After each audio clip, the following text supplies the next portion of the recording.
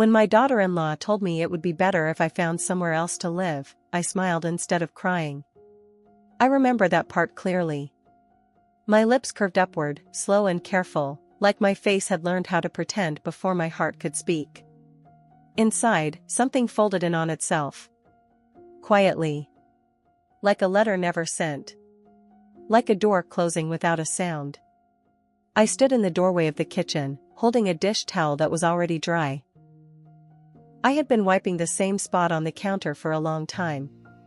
The afternoon light came through the window, soft and yellow, touching the table where my family used to sit together. I nodded as if I understood. As if I agreed. She did not raise her voice. She did not sound angry. That made it hurt more. She said, "I think this space isn't working for us anymore." Us?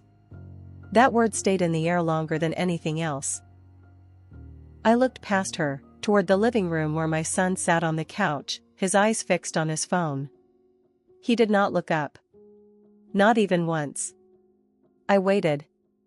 I thought maybe he would say my name. Or stand up. Or explain. He didn't. That was the moment I realized something had already been lost. I just didn't know how much yet. I have always believed that if you love your family enough, things will work out. Not perfectly. But gently. I believed love filled in the cracks that words missed. I was wrong. I am a mother of one son. Just one. I raised him with both hands and my whole heart. His father passed away when my boy was still young, and from that day on, it was just the two of us against the world. We learned each other's rhythms. His quiet mornings. My late-night worries. The way he liked his eggs. The way I folded laundry too neatly. People used to tell me, "You and your son are very close."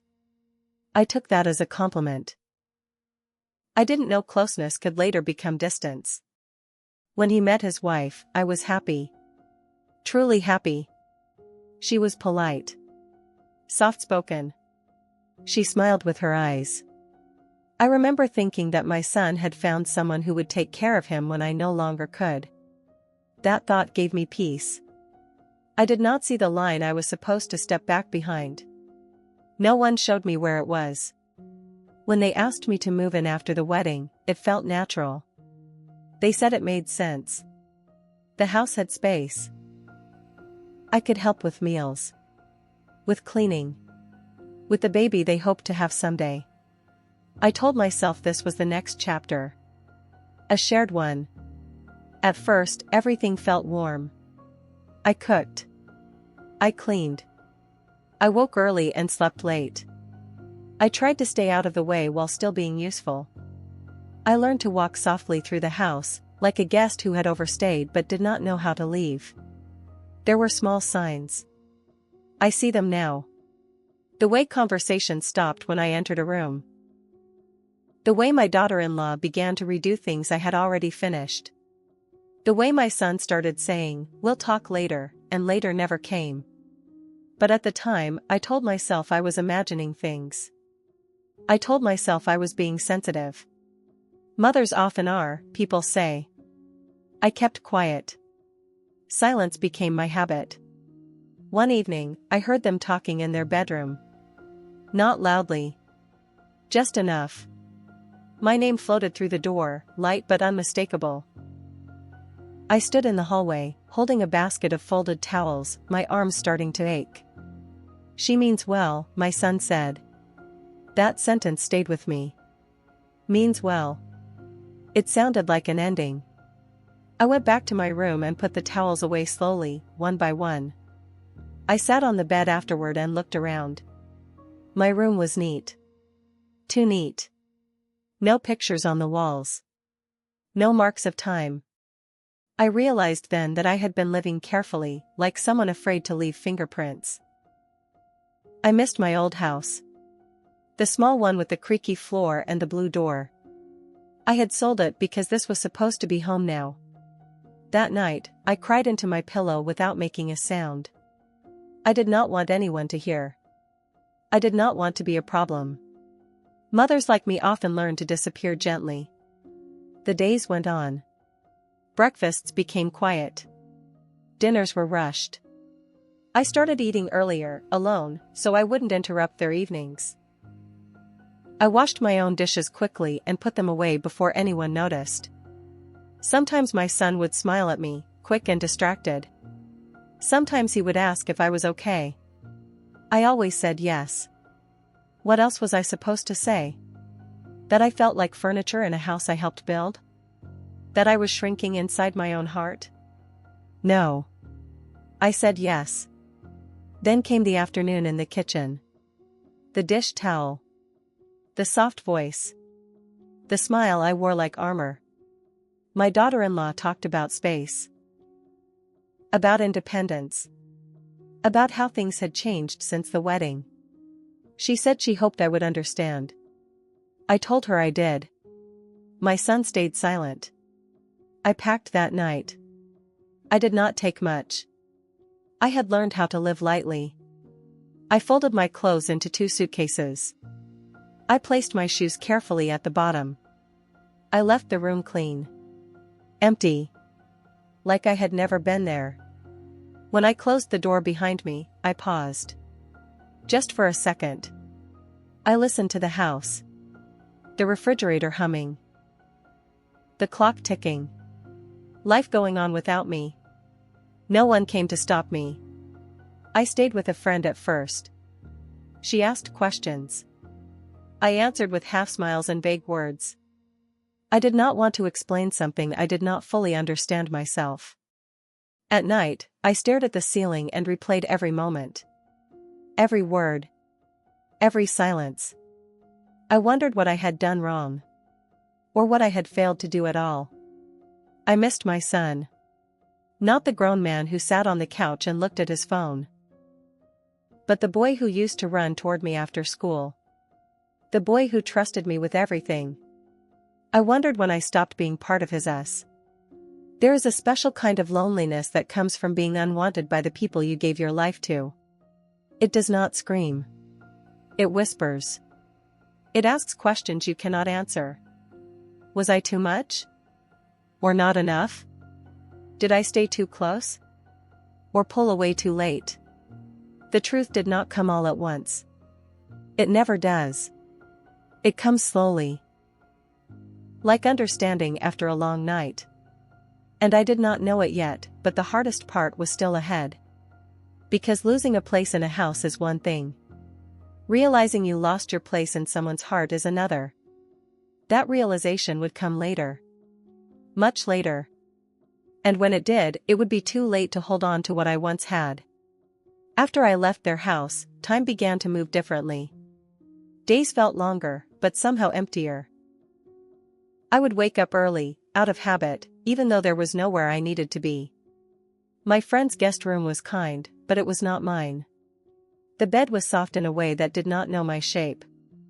The window faced the street, and every morning I listened to cars pass, wondering where everyone was going so urgently. I moved quietly, careful not to disturb anyone, even though she had told me many times I was welcome. That word again. Welcome. I made my bed neatly every morning. I washed my cup right after using it. I folded my clothes the same careful way I always had. Old habits stay with you, even when the reason for them is gone.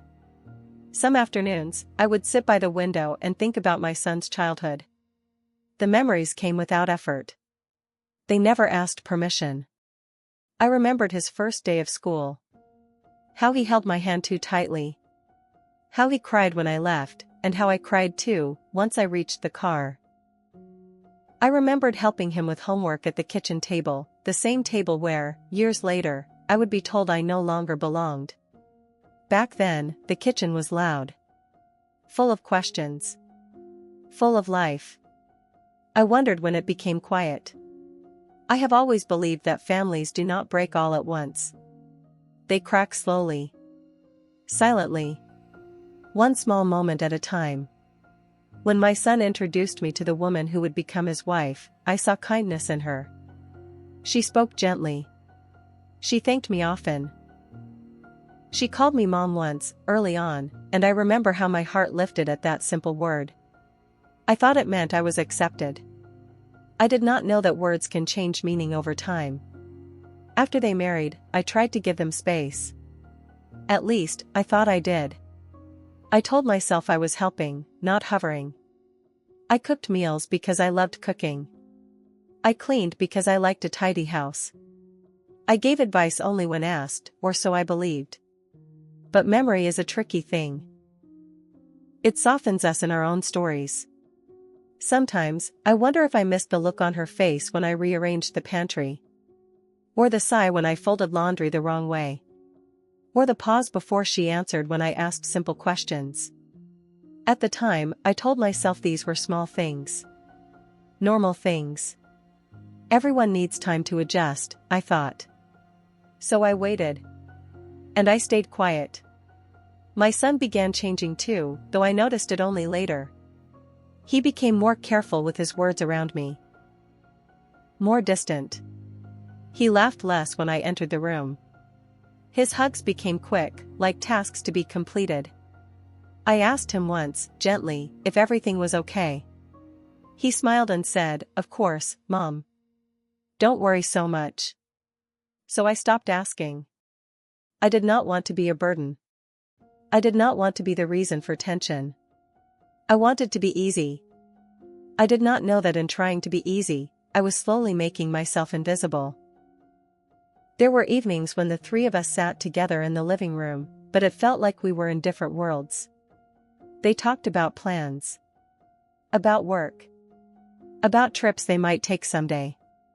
I listened and nodded, afraid to interrupt, afraid to say the wrong thing.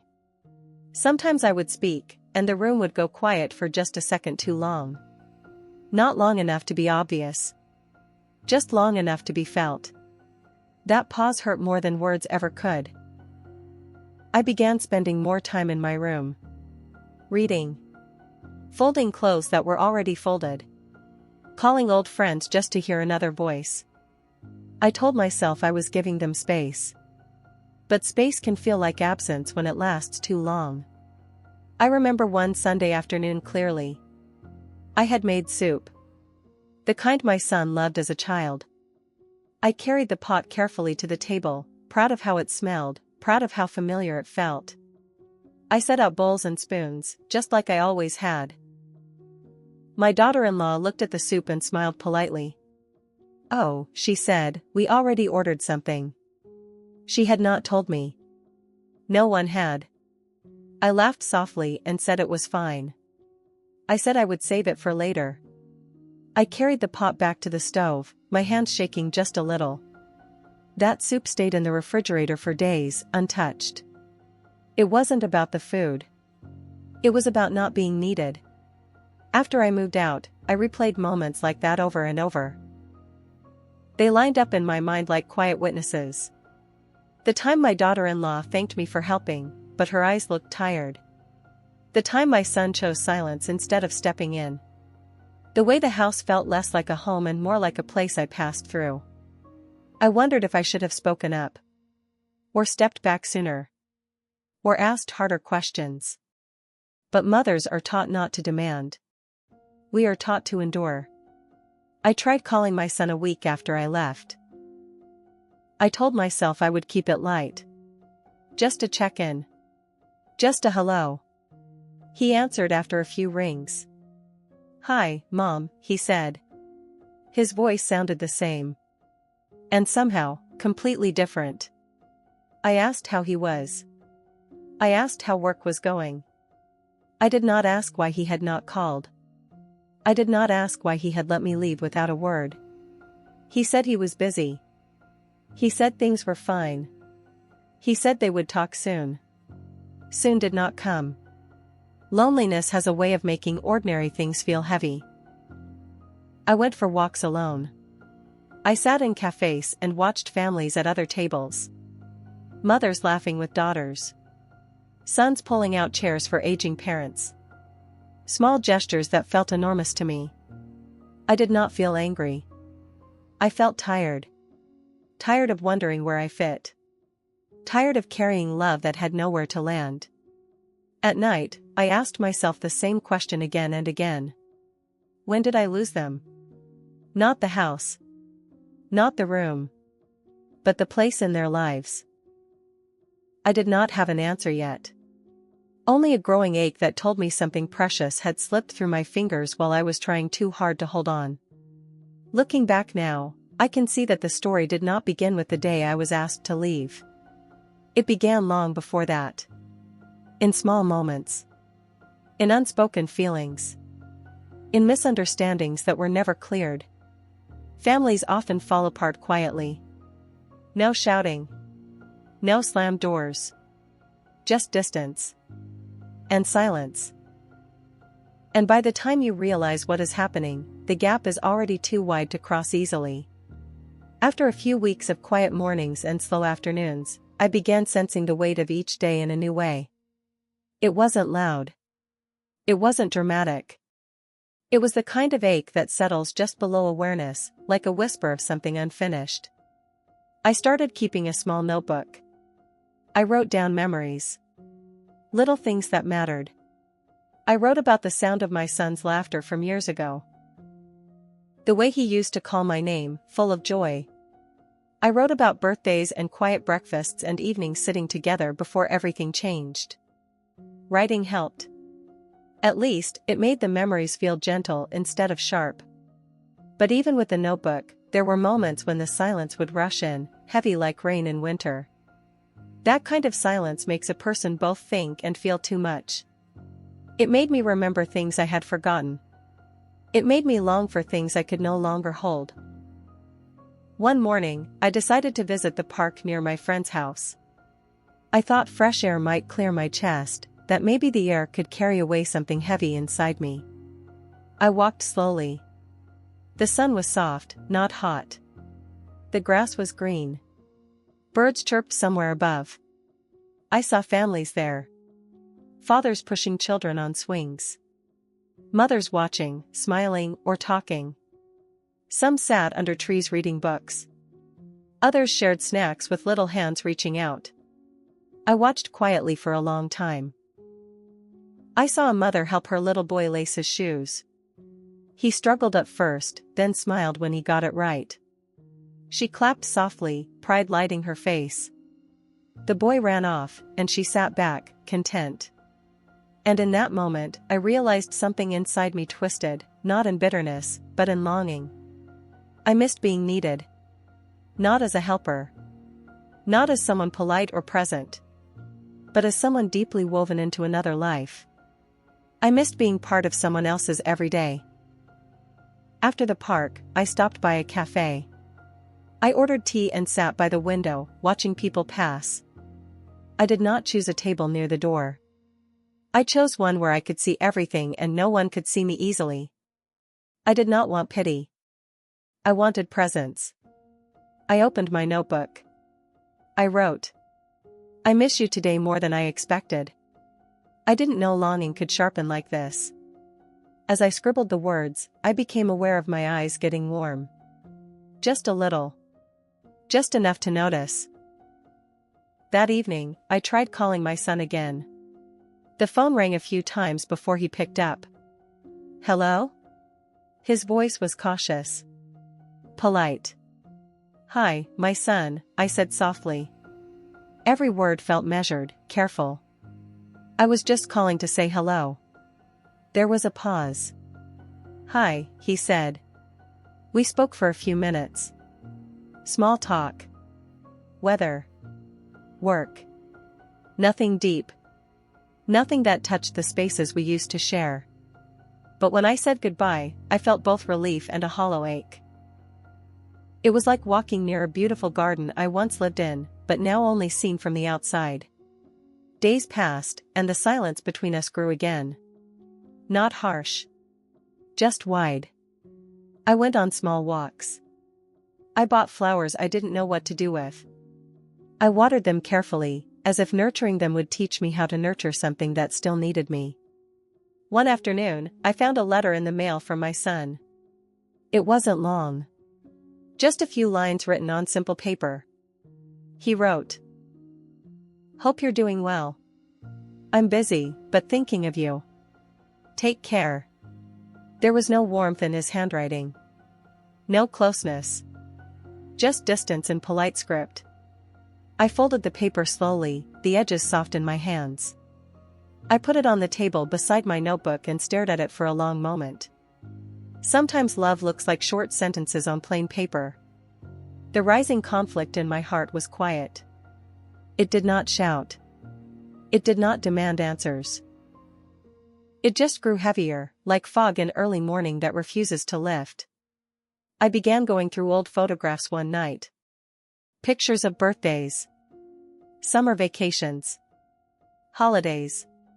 Smiling faces around familiar tables. Pictures where my son looked small and safe. I saw one of my son at 7 years old, holding a puppy he had begged for. The puppy was tiny and shaking, and my son's arms were big around it, protective, joyful. I remembered how that boy loved without fear. He believed in certainty. That evening, I placed the photograph beside my tea. I stared at it for a long time. I realized then that the boy who believed in certainty became a man who chose silence over conversation. Who chose distance instead of dialogue. And I wondered when that shift happened. Was it after the first year of marriage? Or after I moved in? Or was it before anyone noticed? I didn't have an answer. What I did have was a growing sense of loss that was both soft and sharp. Late one night, I sat at my friend's kitchen table, sipping warm tea. She watched me for a long moment. "You carry so much love," she said gently. "Maybe too much at once." I didn't know what to say. Love shouldn't be measured in amounts, I thought. Love should not leave a person alone. But there I was. Alone with my thoughts. Alone with quiet longing. Alone with unanswered questions. That night, I wrote in my notebook. I want to understand what went wrong. I want to feel connected again. Even if it's just one word that sounds like home. I closed the notebook and sat in the soft stillness of the night. That was when I knew the conflict inside me was reaching deeper than sadness. It was reaching into the roots of who I believed I was, a mother, a nurturer, a presence in the life of someone I loved with everything I had. But without a role, without connection, I was learning what loss truly meant. The morning it happened, the air outside was soft, gray, as if the sky itself was unsure of what would come next. I woke early, just like always, and made tea. The steam curled from the cup like memories I couldn't fully grasp. I held the warmth in my hands, as if that warmth might fill the hollowness that had grown inside me. I decided to write a letter. Not a text. Not an email. A letter, old-fashioned and slow. I wanted something honest, something unhurried. Something I could fold and send with intention. I sat at the little table by the window, the one where the light came in just right in the morning, and wrote slowly. My dear son. I miss you. I miss us. I miss what we used to share. I don't know where the silence began, but I want to understand. I want to talk, truly talk, heart to heart. I stopped there, my pen hovering over the paper. My hand shook, just a little. I was reaching for words that felt heavier than any other I had written before. That afternoon, I walked to the small post office near the park and mailed the letter. I watched the envelope drop into the slot, and I felt something inside settle just a little. Not peace. Not closure. Just the beginning of honesty. I expected nothing. Not a call. Not a reply. Not even a response. But that evening, the phone rang. It was my son. His voice was softer than I remembered. Not cold. Not distant. Just quiet. Like someone speaking gently into a room full of delicate things. Mom, he said. Hey, Mom, I replied, trying to sound calm. There was a pause. Long enough for my heart to race. I got your letter, he said at last. My breath caught. I read it, all of it. I did not know what to expect next. Forgiveness? Anger? Silence? He continued. I didn't realize how much you were hurting, he said. I didn't see it. I was busy, or maybe I was scared. I don't know. I'm sorry. His words were simple. But simple can be powerful. I felt tears behind my eyes. Calm tears. Warm. Real. I'm sorry, too, I said. I never wanted to hurt you. I only wanted to be part of your life. Another pause. I know, he said. Can we meet? Talk? Really talk? My heart felt heavy and full all at once. The next day, we agreed to meet at a small cafe, the one we used to visit when he was younger. It had a little garden outside, with flowers that swayed in the wind, even when no one paid attention. I arrived early. I sat with my tea, heart slow but steady. I watched sunlight dance on the petals of flowers nearby. Something in me felt hopeful. But still cautious, like someone afraid to hope too much. Then I saw him. My son. Walking slowly toward me. He looked older. Not just in age, but in the way life had shaped his shoulders, his face, his eyes. He sat down. He didn't hug me right away. He didn't rush in. He just looked at me. Hi, Mom, he said softly. Hi, my son, I replied. We paused. It wasn't uncomfortable. It was thoughtful. Like two people breathing after holding their breath too long. We began with small things. How have you been? How is work? How are you feeling? But then the real talk came. He told me how difficult it was for him when I moved in. How he struggled balancing marriage, work, and his own space. How he felt torn between loyalty to his wife and loyalty to me. He did not speak with blame. He spoke with honesty. I listened. Then I spoke. I told him how lonely I felt. How I mistook being close for being needed. How I never wanted to be a burden. We both spoke softly, truthfully. No anger. Just understanding beginning to grow. For the first time in a long while, we looked at each other not as distant shapes, but as two hearts trying to find the way back. The turning point was not sudden. It was not dramatic. It was quiet. And powerful because it was real. After our talk, we walked in the garden. No rushing. No force. Just two people recovering what had been lost. I saw him smile, not the distracted half-smile from before, but a real one. Gentle. Thoughtful. Present. Mom, he said, I want us to fix things. I really do. I felt warmth in my chest I hadn't felt in a long time. Me too, I replied. And in that moment, something shifted. Not everything was healed. Not every word was said. But forgiveness began. After that day, we talked more often.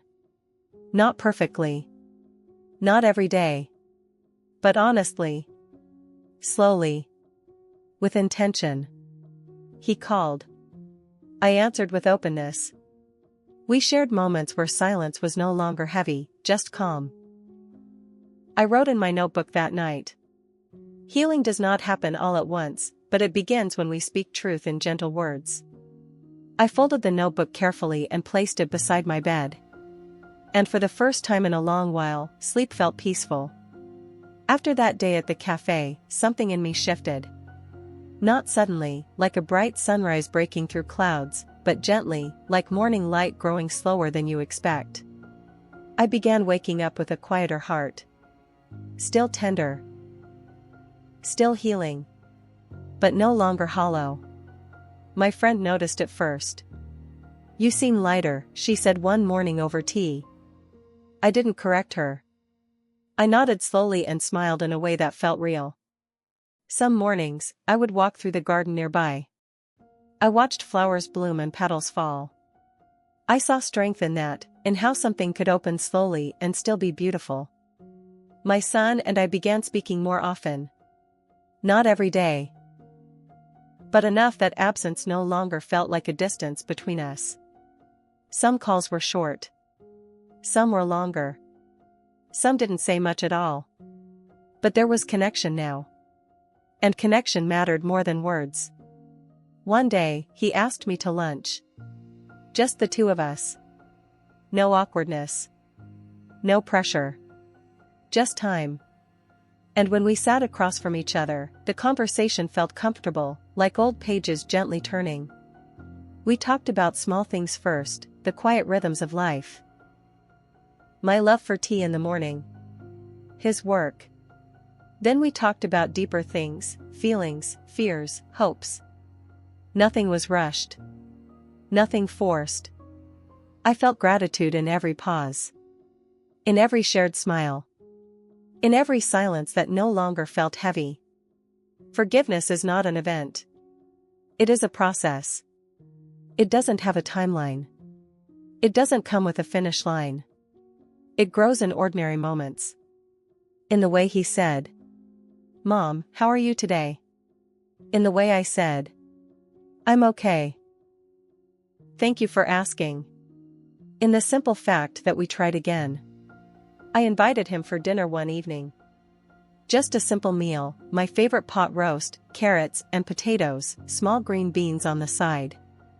I set the table carefully. I lit a candle. Nothing fancy. Just warmth. He arrived with a soft smile. His wife came too. Quiet, but kind. There was a moment, just a small, meaningful moment, when we all sat down together. No heavy expectations. No old tensions revived. Just presence. We ate. We talked. We remembered things that made us laugh. Simple memories. Good ones. I saw the way my son's eyes softened when he looked at me. Not sentimental. Just genuine. And I realized, healing had room here. That night, after they left, I sat at my window with my notebook. I wrote. Today was peace. Not perfect peace. Just honest peace. And peace is enough. I folded the page and placed it carefully on top of the others. The pages were filled now. With memories, with pain, with understanding, and now with gentle hope. I thought about how the heart learns to open again. Not because there was nothing to fear, but because something was worth the risk. I realized then that I had found a kind of home inside myself. A home built not from others' acceptance, but from my own willingness to keep trying, keep forgiving, keep loving. The days that followed were steady. Some light. Some quiet. Some tender. I did not pretend that everything was completely healed. That would be too simple. But I knew now that love could be rebuilt in truth and softness. Not by hiding, not by staying invisible, but by speaking from the heart and listening with compassion. My son and I continued finding our way, step by gentle step, back to each other. We discovered that love does not disappear when life gets complicated. Sometimes it just waits, quieter than before. For both hearts to be brave enough to speak. At times, I still think about the day I packed my bags and walked away. It is not a painful memory now. It is part of a story I can tell with calm in my voice. Because love is not measured in perfect moments. It is measured in the courage to return. To sit down. To speak. To understand. To forgive. And that is what we did. The days that followed felt like soft mornings after long winters. There was light, warm and steady, and I learned how to carry peace inside me without fear. I did not rush into joy, nor did I pretend the past never happened. Instead, I carried every moment gently, the painful ones, the beautiful ones, and the ones that simply existed in between. In the early mornings, I still made my tea the same way I always had, with steam rising like memories meeting the present. But now, I felt warmth in my chest that wasn't longing. It was quiet gratitude. I realized that coming back to my son, not just physically, but emotionally, happened in many small steps. Not all of them perfect. Not all of them clear. Just honest. One afternoon, I took out my old notebook, the one I had filled with memories, thoughts, and longings. I read through pages carefully. Some lines made me smile. Some made me pause. Some made me cry, gently, like a rain that heals rather than hurts. I found one sentence I had written early in my journey. I miss you today more than I expected. And then another, written later. Healing begins when truth is spoken with softness. And finally, near the end of the notebook. Today was peace. Peace is enough. I closed the notebook and held it against my heart. I realized that each line was not just a sentence, it was a step. A step from loss to understanding. From silence to connection. From sorrow to peace. My home now feels different than it did before. Not because everything changed overnight. Not because problems disappeared. But because the space inside me changed. I carry love without fear of losing it again. I carry hope without pretending it is perfect. When I think about the woman I was when I first moved into my son's home, I see someone unsure, frightened of making mistakes, and unwilling to speak her heart. But now, I see someone who learned how to speak gently, how to listen deeply, and how to carry love without losing herself. And I realize that this transformation, slow, quiet, sometimes painful, is a gift. A gift that came not from avoiding loss, but from moving through it.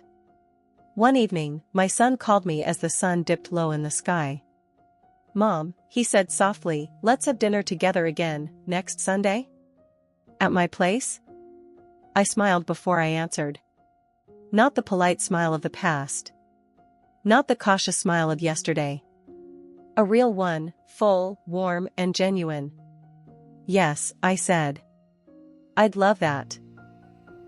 And in that simple yes, there was softness. There was openness. There was return. Later that night, I sat by the window and watched the stars come out, not many, just enough to remind me that light still finds its way through dark skies. I whispered a quiet thought into the night. Loss is part of life. But love, when spoken with truth and gentle courage, can find its way back again. I rested then, in calm, in gratitude, in hope. And I knew that what I lost taught me something precious. Not all endings are final. Not all silence means forever. And sometimes, the greatest love is the kind that returns, step by gentle step, into the heartbeat of home.